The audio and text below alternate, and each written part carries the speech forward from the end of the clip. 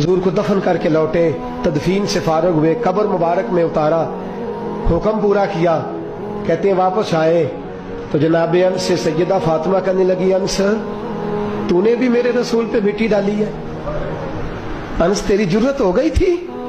फरमाते उस वक़्त फातिमा का पहला आंसू गिरा और फिर 6 महीने हुजूर के बाद हयात रही, मैंने उसके आंसू गिरते देखे। लोग सो जाते, वो हुजूर के रोज़े पे जाके बैठ जाती।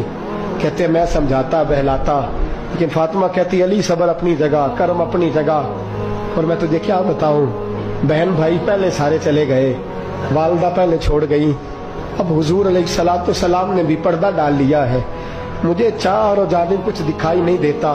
कहते 6वां महीना था हुजूर के विसाल को।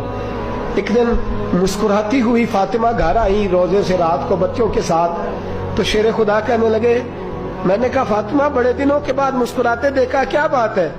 तो कहने लगी अली आज मेरी आंख लग गई थी, मुझे हुजूर ख्वाब में मिले हैं, तो मुझे हुजूर ने कहा है तू रोती क्यों है? तो मैंने कहा महबूबा मेरा दिल नहीं लगता। तो फरमाया बेटी तैयारी कर, तू मेरे पास आने वाली है।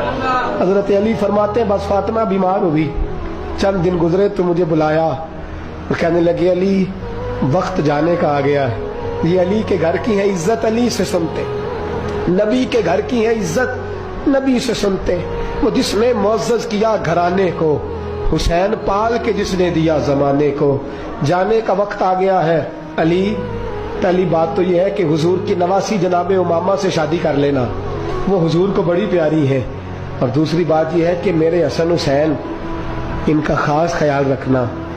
और तीसरे लफ्ज कहे तो हजरत अली तड़प के रोए, कहने लगी मैंने वक्त गुजारा है, आपकी हुकूक मेरी जिम्मेदारी थे, मैं इंसान थी भूल जाती थी, अगर मुझसे कहीं कोई कमी रह गई हो तो मुझे रज़ाए इलाही से दरगुजर करना, कहीं मैं हुजूर के सामने जाके शर्मिंदा ना हो जाऊं। शेर खुदा करम अल्लाह ताला वजहुल करीम फरमाते मैंने हाथ थामा और मैंने कहा फातिमा अली का बड़ा मर्तबा था, पर जो तेरी निस्बत से कमाल था वो तेरा ही था। तू कैसी बात करती है, तूने तो हद कर दी, शहजादी होके मेरे घर में खादिमों की तरह रही। हजरत फातिमा रज़ियल्लाहु ताला अन्हा का दूसरा हुक्म ये हुआ कि मुझे रात को दफनाया जाए। और फरमाया मेरे पहले मदीने में ऐसा नहीं होता था, ये हजरत फातिमा ने सबसे पहले कहा।